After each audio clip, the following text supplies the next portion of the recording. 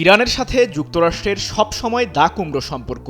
মার্কিন president Donald Trump ইসরায়েলকে বাঁচাতে সম্প্রতি ইরানকে দিয়েছেন কঠোর বাণিজ্যিক নিষেধাজ্ঞা। মার্কিন শাসকের নতুন নিষেধাজ্ঞার মূল লক্ষ্য ইরানের জ্বালানি তেল রপ্তানি শূন্যের কোটায় নামিয়ে আনা, কিন্তু বাস্তবে এটার সম্ভাবনা নেই বললেই চলে। এমনকি মার্কিন প্রশাসনের নতুন নিষেধাজ্ঞাকে বেশ হালকাভাবেই নিয়েছেন ইরানের সর্বোচ্চ ধর্মীয় নেতা আয়াতুল্লাহ আলী খামেনি। আর এর পেছনে রয়েছে ইরানের গভীর কৌশল, যা বাস্তবায়নে পাশে আছে পারমাণবিক শক্তিধর দেশ রাশিয়া। দেশটির প্রেসিডেন্ট ভ্লাদিমির পুতিনের তত্ত্বাবধানেই ইরানে চলছে একাধিক মেগা প্রকল্প, যার ফলে এক প্রকার কোণঠাসা যুক্তরাষ্ট্র।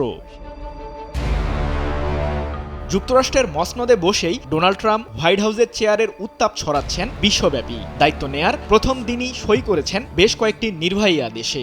আর রুশ ইউক্রেন যুদ্ধে মস্কোকে লক্ষ্য করেও দিয়েছেন কঠোর বার্তা। রাশিয়ার প্রেসিডেন্ট ভ্লাদিমির পুতিন ইউক্রেনের বিরুদ্ধে যুদ্ধ বন্ধের উদ্যোগ না নিলে দেশটিকে আবারও মার্কিন নিষেধাজ্ঞা দেওয়ার হুমকি দিয়েছেন ট্রাম্প। যুক্তরাষ্ট্র সহ পশ্চিমা বলয়ের বিরুদ্ধে যারাই অবস্থান নেবে যেন তাদের বিরুদ্ধে প্রধান হাতিয়ার হয়ে দাঁড়িয়েছে ট্রাম্পের মূল্যবান অস্ত্র নিষেধাজ্ঞা। একই কৌশল ইরানের ক্ষেত্রেও অবলম্বন করেছেন মার্কিন প্রেসিডেন্ট। ওয়াশিংটনে মধ্যপ্রাচ্য বিষয়ে ইসরায়েলের প্রধানমন্ত্রী বেনিয়ামিন নেতানিয়াহুর সাথে বৈঠকের মাঝেই ইরানকে পারমাণবিক কর্মসূচি থেকে বিরত রাখতে ম্যাক্সিমাম প্রেসার স্ট্র্যাটেজির নতুন সংস্করণ ঝালাই করেছেন ট্রাম্প। কিন্তু মধ্যপ্রাচ্যে ইসলামিক শাসন কায়েম করার চেষ্টায় পশ্চিমাদের বিরুদ্ধে ছুটে চলা ইরান কতটা তোয়াক্কা করে মার্কিন নিষেধাজ্ঞার প্রবল ঝড়?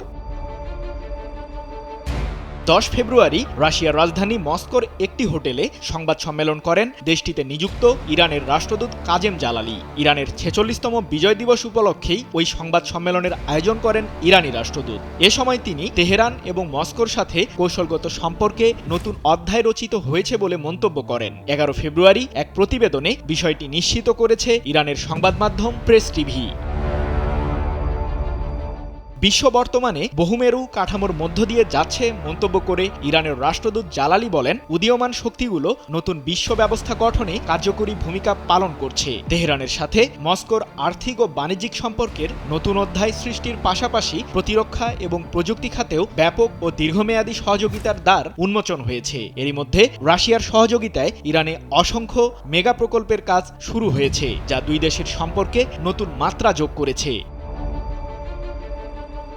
গত মাসে রাশিয়ার প্রেসিডেন্ট পুতিনের আমন্ত্রণে মস্কো সফরে যান ইরানের প্রেসিডেন্ট মাসুদ পেজেশকিয়ান। মধ্যপ্রাচ্যে যুক্তরাষ্ট্র সহ পশ্চিমা বলয়ের বিরুদ্ধে ব্যবস্থা নিতে এবং তেহরানকে সামরিক খাতে শক্তিশালী করতে ইরানের প্রতি সহযোগিতার হাত বাড়ান প্রেসিডেন্ট পুতিন।